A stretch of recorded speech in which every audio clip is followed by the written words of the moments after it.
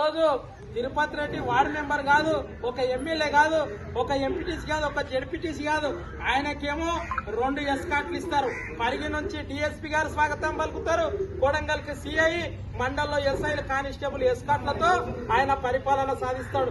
కానీ ఈ రోజు ప్రజలు ఓట్లేసినటువంటి ఎమ్మెల్యేలు తన్నీరు హరీష్ అన్న కావచ్చు, కౌశిక్ రెడ్డి కావచ్చు, మా టీఆర్ఎస్ వాళ్ళు కొంతమంది ఎమ్మెల్యేలు ఓట్లేసిన వాళ్ళకు సెక్యూరిటీ లేదు. కానీ ఈ రోజు ఓట్లేని వ్యక్తికి ఈ రోజు కలెక్టర్ కావచ్చు, అధికారులు కావచ్చు, ఆయనకు గ్రీన్ మ్యాట్ వేసి స్వాగతం పలుకుతున్నారు. మరి ఇది ప్రజాపాలన లేకుంటే ఏదో దుర్మార్గ పాలన? ఒక్కసారి ఆలోచన చేయండి. కాంగ్రెస్ సోదరులారా, ఈ రోజు ఒక్క విషయం గమనించుకోవాలి.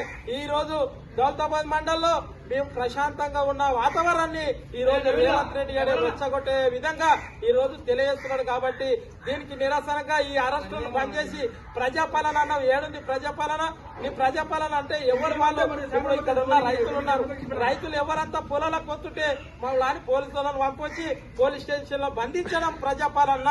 ఒక్కసారి గుర్తించాల్సిన అవసరం ఉంది. ఖబర్దార్ రేవంత్ రెడ్డి, తిరుపతి రెడ్డి అని మనం చేస్తూ ఈ అవకాశం ఇచ్చిన మీడియా మిత్రులందరికీ ధన్యవాదాలు తెలియజేస్తూ జై తెలంగాణ, కేసీఆర్ గారి నాయకత్వం, నరేంద్ర నాయకత్వం, జై తెలంగాణ. నియోజకవర్గం దౌలతాబాద్ మండలంలో ఇక్కడ కొడంగల్ అభివృద్ధి కోసము కొంతమంది మంత్రులు వస్తారంటే మా సర్పంచులని, మా ముదిరా సంఘం అధ్యక్షుని, మమ్మల్ని అక్రమంగా పోలీసులు మార్నింగ్ వచ్చి పోలీస్ స్టేషన్ లో బంధించడం జరిగింది.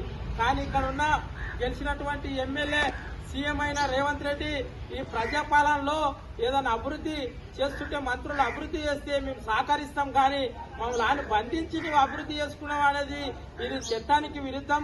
కాబట్టి ఈ రోజు నిన్న మాజీ మంత్రివర్యులు హరీష్ అన్న కావచ్చు, ఎమ్మెల్యే కౌశిక్ రెడ్డి కావచ్చు, అదేవిధంగా ఇక్కడ ప్రజాప్రతినిధుల నుంచి గెలిచినటువంటి ఎమ్మెల్యేలకు మీరు న్యాయం జరగనప్పుడు నువ్వు సీఎం అయ్యి ఏం లాభం అని ఈ దౌలతాబాద్ మండల ప్రజల తరఫు నుంచి మేము అడుగుతున్నాం.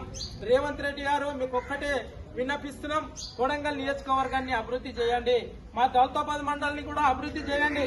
మంత్రులు వస్తే మేము ఎందుకు అడ్డుకుంటాము? అభివృద్ధి చేస్తుంటే మేము ఏనికి అడ్డుకుంటాం చెప్పండి? మాకు పోలీసులని పంపించి టీఆర్ఎస్ కార్యకర్తలని ముందస్తు అరెస్ట్ చేస్తున్నాం. ఏమన్నా తెలంగాణ ఉద్యమంలో మేమందరం జైలు పోయిన ఉన్నాం. మేము జైల్లో కానీ పోలీస్ స్టేషన్లో కానీ భయపడే ప్రసక్తి లేదు. రేవంత్ రెడ్డి ఒక్కసారి గుర్తుపెట్టుకో, బీఆర్ఎస్ పార్టీ కార్యకర్తలని